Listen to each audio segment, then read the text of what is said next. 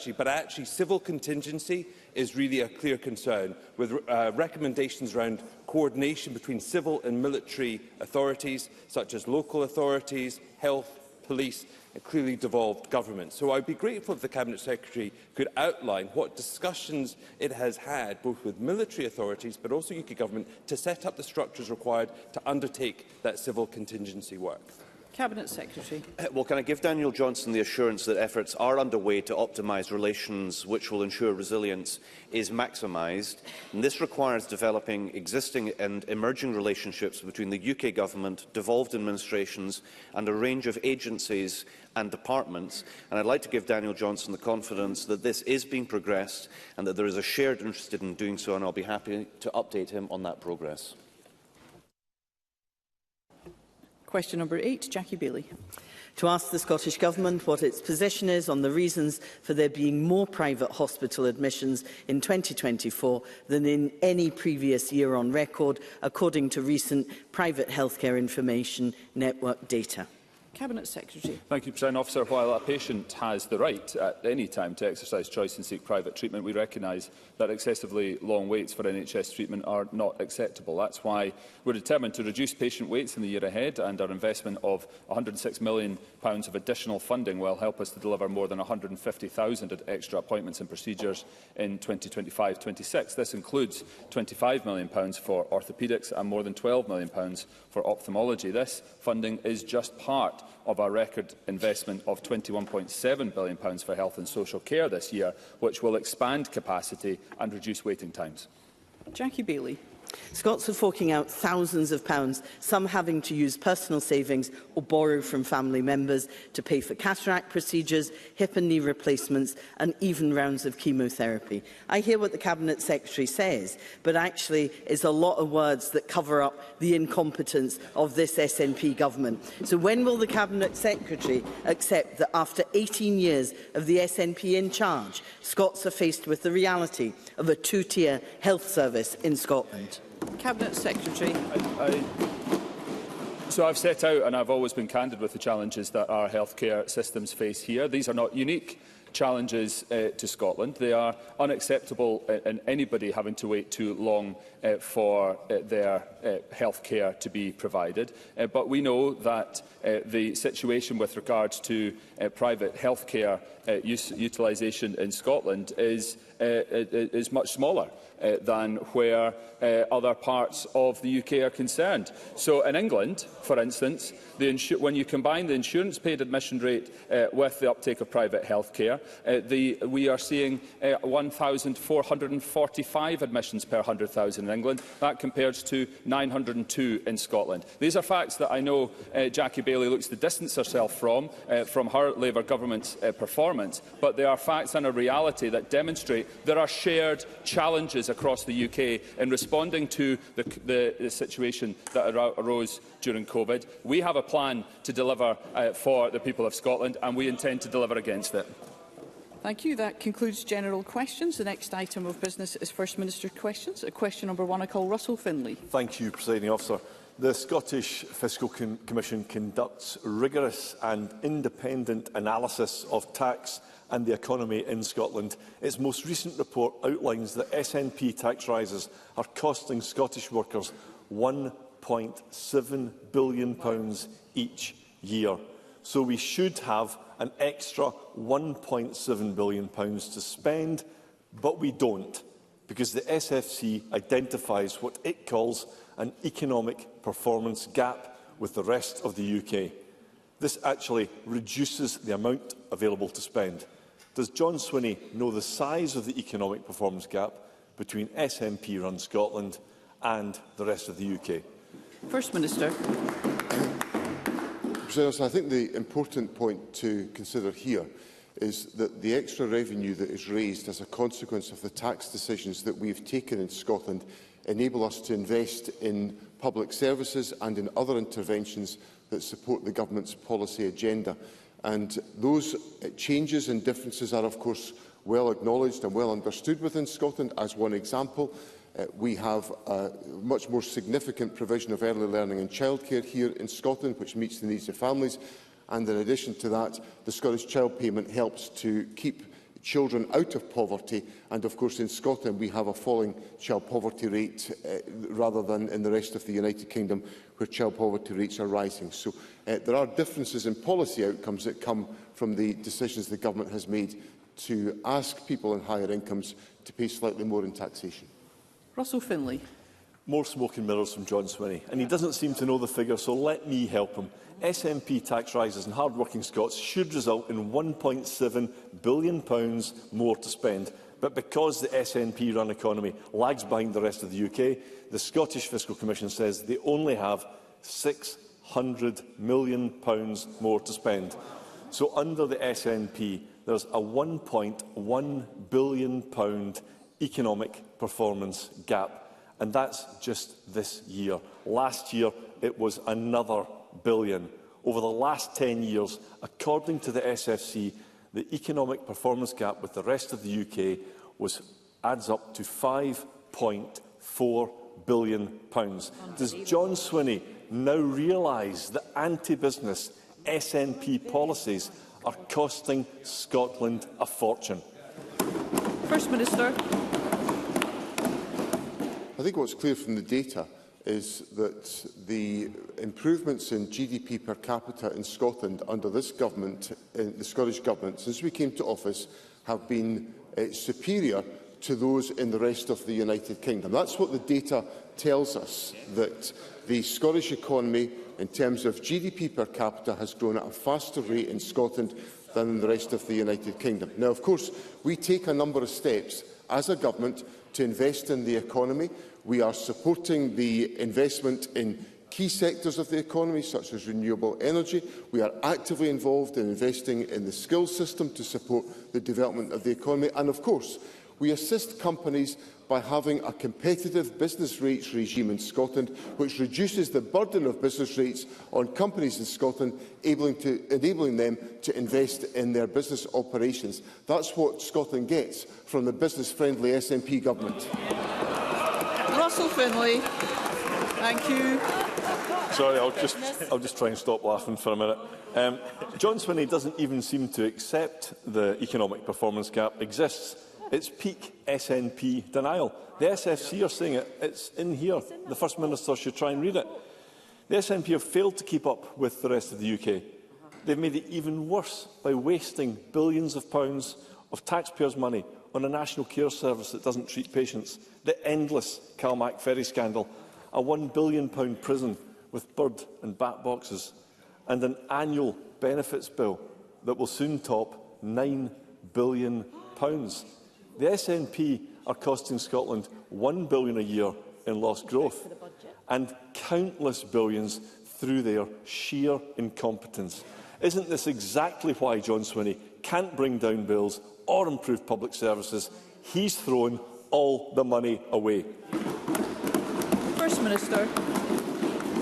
Well, just so that I can be clear to Mr Finlay, under the SNP government since 2007, GDP per person in Scotland has grown by 10.3% compared to 6.1% in the United Kingdom. So that demonstrates that we've had superior economic performance to the rest of the United Kingdom.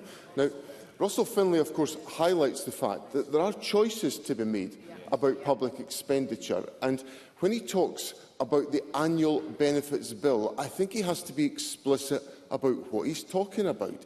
What benefits is he going to cut? Because what we believe is important is that we support children to be helped out of poverty. That's part of... Is that what Russell Finlay wants to stop? Does Russell Finlay... I think that's what we're now talking about. Russell Finlay wants to end the Scottish child payment and consign more children Let's to hear poverty. one another. Well, I'm simply pointing out, Presiding Officer, that there are implications of Mr Finlay saying things like the annual benefits bill is too high. He has to set out where the cuts are going to come from, and the cuts under Mr Finlay will fall on the children of Scotland. I want to lift children out of poverty. Mr Finlay wants to consign children to poverty. Russell Finlay. The Scottish Conservative Party wants to lift children and families out of poverty, not keep them trapped on benefits. The SNP waste money on an industrial scale, but unbelievably, Labour looked at the SNP's economic record and then decided to copy them. They've already raised national insurance, but there's more pain to come. The spending review signals a return to tax and spend. Rachel Reeves is shafting business, workers, farmers and the oil and gas industry. But there's at least enough money now for John Swinney to give Scots a tax break. So will he commit to bringing down the burden on Scottish workers and families? First Minister. I suppose there's one minor element of that question that I can find some common ground with, which is the damage that's been done to the economy by the decision to increase employers' national insurance contributions. Because we saw from the month of April in the GDP statistics this morning that there has been a contraction of GDP in the United Kingdom, down by 0.3%. Now, I think that could reasonably have been predicted from the increase in employers' national insurance contributions.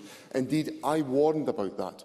Because if we're going to have an agenda that's focused on growth, I do not understand why the UK Labour government took a decision to support a growth-reducing measure such as employers' national insurance contributions that the evidence now tells us is suppressing growth within the United Kingdom.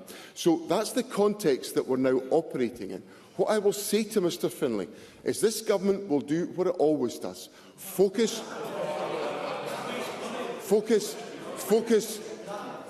focus on the needs of the people of Scotland. We'll focus on lifting children out of poverty. We'll focus on improving our public services. We'll focus on the journey to net zero, and we'll focus on improving the economic performance of Scotland, just like we've done in the past. Question number 2, Anas Sarwar. السؤال الثاني أنس سروار. بالنسبة إلى أعضاء البرلمان هم عندهم كثير من القلق فيما يتعلق بكثير من الأمور. بالنسبة إلى ألكسندر دينيس هو واحد من القياديين المشهورين، ولكن بالنسبة إلى الأمور التي هو يفعلها هي معروف بالنسبة إلى الفشل اللي هو يصير من قبل SNP. حسب تحت SNP هم يقومون باستيراد أكثر من الصين من اسكتلندا، وقد اشتروا أكثر من 4 مرات أكثر من حكومة SNP. هذا معيب، ولذلك أريد أن أسأل رئيس الوزراء لماذا SNP دائما يجلبون الأمور الخارجية وأيضا الأمور التصنيع قبل ويعطوها أولوية قبل العمال في اسكتلندا؟ أنا قبل أن أجيب على هذا السؤال الذي سألها السيد سروار، هل يمكن لي أن أخذ بعين الاعتبار أن أخذ هذه الفرصة وأستغلها طالما أنه قد اجتمع البرلمان هذا اليوم؟ فأريد أن أرحب بجيم من براسل من هاملتون وأرحب به، وأيضا أتمنى له حظا طيبا. فيما يتعلق بالسؤال المهم الذي تكلم فيه السيد سروار، أنا عندي كثير من القلق فيما يتعلق بهذه المشكلة، وأيضا بالنسبة إلى رئيس الوزراء الوزير الأول هو يعرف بهذه الحادثة وهو يعلم بهذا في الأسابيع السابقة، وأيضا وليس من الأمس هو يعرفها. احنا قد تواصلنا مع الشركة، وقد كان هنالك على مدى عدة سنوات احنا قد دعمنا تطوير في لاربرت وفي فولكيرك، وساعدناهم في التطوير في أعمالهم. ومنذ سنة 2020 ألكسندر دينيس قد قاموا بعمل باستيراد كثير من الباصات التي هي تعطي انبعاثات صفرية، وقد قاموا بإنتاجها، ولذلك فهم قد وصلوا إلى المطلوب فيما يتعلق بالباصات والانبعاثات الكربونية. ولذلك فيما يتعلق بالوضع الذي أشار إليه ألكسندر دينيس فيما يتعلق بالإفرازات الصفرية للكربون بالنسبة إلى الباصات التي هي تمتلكها شركات خاصة في اسكتلندا، ويوجد أيضا نظام لا يخضع للرقابة، لا يخضع للترتيب، وطبعا هذه هي مشكلة كبيرة فيها ذلك. ولذلك فأنا أريد أن أوضح بشكل كبير إلى ألكسندر دينيس وإلى أعضاء البرلمان بأن قسمنا هو معني بكل هذه الأمور ويأخذها بعين الاعتبار، الثروة. فيما يتعلق بالجواب الضعيف من الوزير الأول، إذا كان من الممكن أنه يستطيعون بوجود القوانين الحالية أنه يستوردون أكثر من الخارج، فهذا يعني أنها قيادة ضعيفة من جون سويني. فعندما تكون التمويل يكون ضعيف، فهذا معناه بأنه هو يستوردون من الصين، وهذا كله هو إضاعة للفرص، وهم دائما يحاولون أن يتهمون أشخاص آخرين. جون سويني عنده قيادة سيئة، وأيضا حتى أعضاء حزبه هم ينتفضون ضده. هو طبعا قالوا أنه ضعيف جدا، وهو الكلام الداخلي بينهم هو الآن يخرج إلى العلن، ويقولون بأنه ضعيف جدا حتى يستطيع أنه هو يحافظ على عمله. فإذا هو لم يستطع أنه يأتي بأفكار جيدة حتى ينقذ اسكتلندا ل 18 سنة، فما هي الفرص المتاحة لهم؟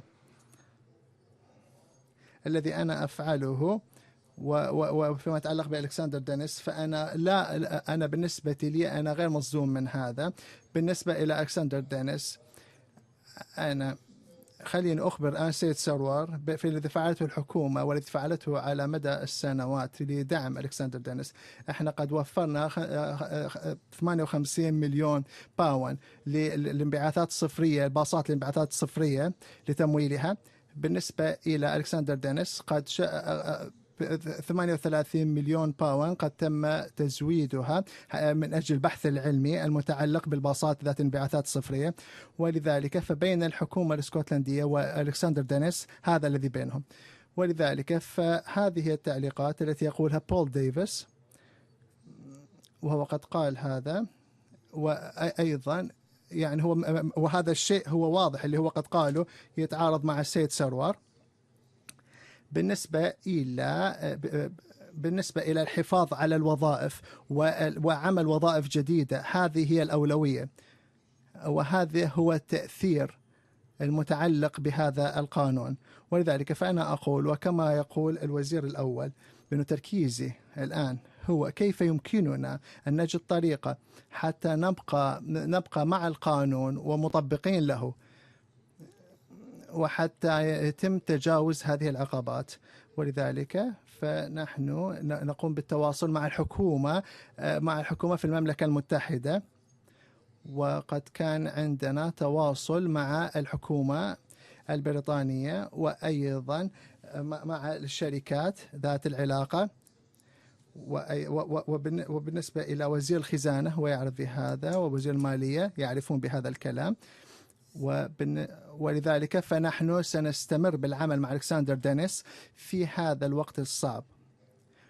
ولذلك فنحن سنفعل كل ما بوسعنا حتى تستمر الحكومة بالعمل ضمن القانون، ولكن أيضا حتى نستطيع من أن ندعم الشركات المصنعين في اسكتلندا. أيضا إذا جون سويني لا يستطيع أن يجد طريقة حتى يشتري باصات في اسكتلندا، فأعتقد أن يحتاج إلى أندي بارنن أنه يعطيها، وأعتقد أكثر من 5 مرات سيستطيع أنه يشتري، أكثر من 5 مرات أكثر من جون سويني والأس إم بي ما في عندهم أي أفكار وليس عندهم أي طاقة، ووقتهم انتهى. هذه هي بالنسبة إلى الفشل في الباصات، هذه واحدة من الأمثلة. بعد 18 عام يوجد هنالك كثير من الفشل، زيادة في الجرائم، والكثير من المشاكل، ومليارات الباونات التي يتم إضاعتها. الكثير من المشاكل قد حصلت بسبب الاس ام بي. ولذلك فبلا شك بأنه هاملتون بأنهم هم ينظرون بالنسبة إلى الناخبين، فهم يعرفون ماذا يحصل، وهم سيصوتون ضد هذا التغيير، وصوتوا ضد هذا التغيير. ولذلك فلا يوجد هناك أي طاقة، لا توجد هنالك أي عزيمة، لا توجد هنالك أي حدود، لا توجد أي نظرة بعيدة، غير موجودة. رئيس الوزراء، الوزير الأول، بالنسبة للسيد سروار، هو يتكلم بحوار سياسي طويل، يستطيع أنه يقدر أنه هو يتكلم عن القطاعات المالية وهو ينظر في المرآة وينظر كيف سيصل. أنا سأقوم بالتركيز على إعطاء الأجوبة للعمال الذين يعملون لهذا البلد، وأنا أعمل على عكس السيد سروار من أجل العمال في هذا البلد. Kids can't learn if they're hungry.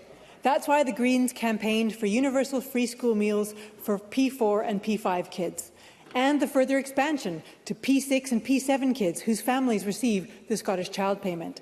It's why we brought the next phase of rollout to S1, S2 and S3 kids receiving SCP to budget negotiations. In August, thousands more high school kids in Aberdeen, Glasgow, Fife, Murray, North Ayrshire, South Lanarkshire, Shetland and the Western Isles will now get free school meals. Does the First Minister agree that this programme must be expanded to all council areas as soon as possible to ensure that no kid goes hungry in school? First Minister. I unreservedly accept the importance of the issue of food provision in our schools and tackling the issue of children who come to school hungry, and to make sure that they have a good and solid meal during the day is addressed as part of the Government's policy programme. So there's no disagreement between Lorna Slater and I on that question. The Government's taken pragmatic decisions within the finances available to us to expand the programme to primary 6 and 7 pupils who are eligible for the Scottish Child Payment, and we're obviously taking forward the pilot exercises for secondary pupils that were the subject of constructive dialogue with the Green Party during the budget negotiations. So I'm committed to doing as much as we can. Parliament will be familiar, of course, with the financial challenges that we faced, which were not eased by the spending review yesterday, but we will, of course, engage constructively with other parties about how we can take forward these commitments, which are important to enhance the educational opportunities of children and young people in Scotland. Lorna Slater. Expanding free school meals is one way to build the fairer, greener country we know that Scotland can be. But children in Scotland will still be forced into poverty thanks to a Labour government balancing the books on the backs of the poorest, while the wealthiest grow ever richer. The UK government could have scrapped the cruel two-child benefit cap this week. They didn't. Scotland is tired of mitigating Westminster's mistakes. Does the First Minister agree that now is the time to demand that Keir Starmer set out exactly what conditions he believes need to be met to trigger an independence referendum for Scotland so we can get out of this unequal union? First Minister. Presiding Officer, I agree with Lorna Slater about the importance of Scotland becoming an independent country. And I think it's unacceptable democratically. Let's hear one another. I think it's unacceptable democratically for the will of this Parliament, which has demanded the power to be able to hold a referendum on independence, is ignored by the United Kingdom Government. I think that is democratically unacceptable. So I agree entirely with Lorna Slater on this point. And if anyone needs to have an explanation about why Scotland would benefit from being an independent country, it comes in the fact that we are about to see, and it was confirmed yesterday, that the spending review is predicated on there being an attack on the poorest and the most vulnerable in our society by a Labour government. So anyone that was thinking that attacks on the poor and the vulnerable in our society were an exclusive preserve of the Conservative Party got a rude awakening yesterday, because it's also the preserve of the Labour Party into the bargain. So the answer to the seesaw politics of attacking the poor and the vulnerable by Westminster is for Scotland to be an independent country, and the sooner that happens, the better. Question number 4, Kenneth Gibson. Thank you, Presiding Officer. To ask the First Minister what the impact on Scotland will be of the Chancellor's Spending Review 2025. First Minister. President, the UK Government Spending Review has left Scotland facing real terms growth of 0.8% a year for our overall block grant funding, lower than the 1.5% average for UK departments. Had our day-to-day resource funding grown in line with overall UK Government spending, we would have over £1.1 billion more to spend on our priorities by 2028-29. This all comes on top of the additional hike in employers' national insurance contributions and planned cuts in support for disabled people. These are the realities of the spending review that need to be understood within Scotland today. Absolutely. Kenneth Gibson. I thank the First Minister for that answer. In April, the UK economy shrank by 0.3%, over £712 million, following the devastating impact of Labour's increase in employment national insurance contributions, a blatant jobs tax. Across the UK, 276,000 jobs have been lost since Labour's October budget, with another 109,000 expected in May. And annual UK debt interest payments now stand over £133 billion, £2,000 for every man, woman and child in the UK. Amidst this economic mismanagement, can the First Minister say what will be the impact on Scotland's economy of lower than average funding over the next few years relative to UK departments, with Scotland being shortchanged by £1,100 million over the next 3 years? First Minister. So the implications of the spending review are that the real terms growth in the Scottish Block Grant will be 0.8% a year, but it is lower than the 1.5% average for UK departments. Now, that demonstrates the scale of the financial challenge that we face in Scotland. Now, the Government will have to respond to that. We will have to address those issues as part of the medium-term financial strategy, the spending review and the budget for successive years. But what it demonstrates is that the United Kingdom is not providing the sustained investment in public services that are required as a consequence of the years of austerity. We need to invest to grow, and that was not delivered by the spending review yesterday. Question number 5, Liam Kerr.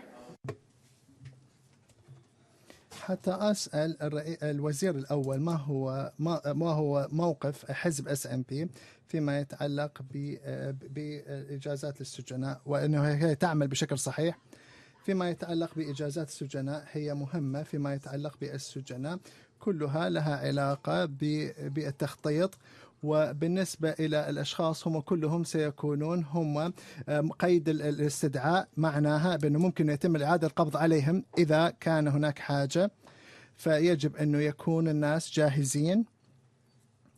ليام كير.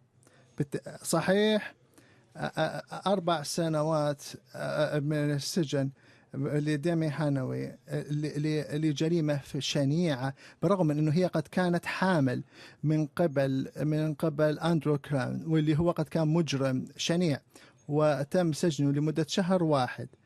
ومن الوالدة هي قالت بأنه لم يتم استشارتنا في ذلك، وهو أيضا هي يمشي بجانبها بالرغم من جرائمه، فهذا يسبب قشعريرة في جسدها، بالرغم من أنه هو كان مفروض أنه هو يحكم لمدة 4 سنوات وبعده هو يخرج بعد مدة قصيرة. فهل أنه رئيس الوزير الأول هل أنه هو يريد أن يخبرنا بأنه هذا هو عادل وهذا صحيح لهيلين؟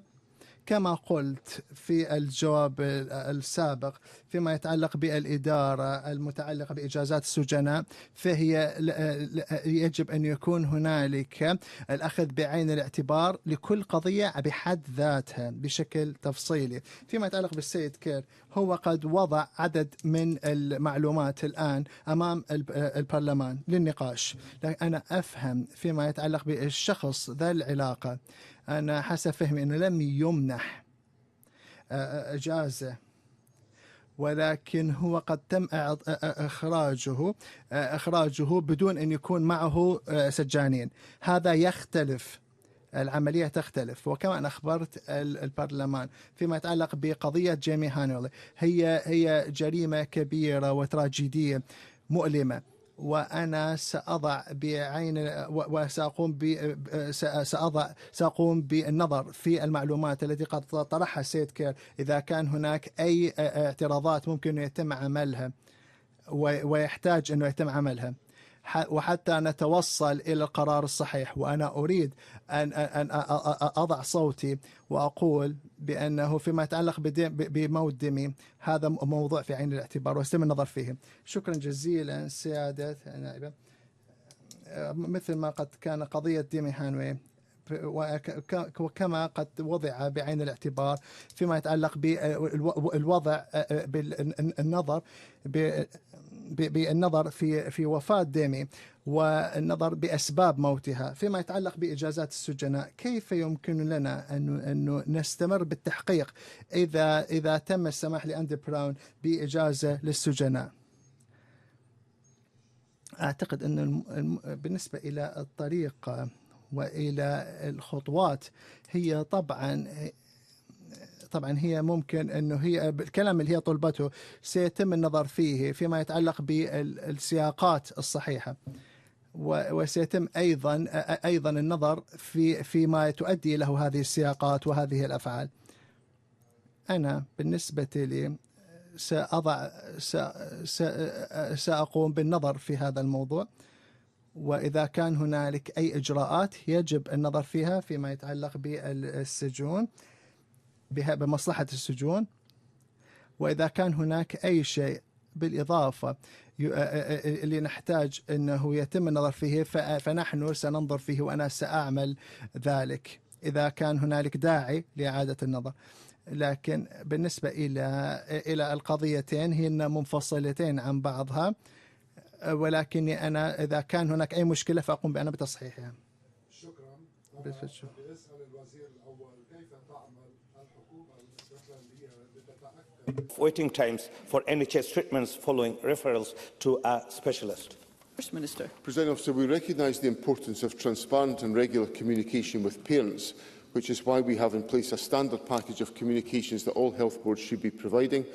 Our revised waiting times guidance, published in December 2023, ensures that patients are provided with clear communications throughout. خلال النظر احنا قد وضعنا بعين الاعتبار ما هي الامور التي يجب ان يتم النظر فيها فيما يتعلق بالنظر في وقت الانتظار. بالنسبة إلى قد كان هنا تم وضع وقت الانتظار على الإنترنت بحيث يمكن أن يتم النظر إليه. كان هناك أكثر من سنة بعد ما قمت بتحويل الناخبي إلى طبيب جلدية، لا يعرف متى سيتم النظر إليه ومتى سيتم فحصه. بالنسبة إلى وضع جلده هو يسوء، ويوجد هناك انتظار طويل 45 أسبوع أو أكثر. هل أنه حكومته قد ضاعت منها ولا تستطيع السيطرة على مواعيد الانتظار الطويلة جدا جدا؟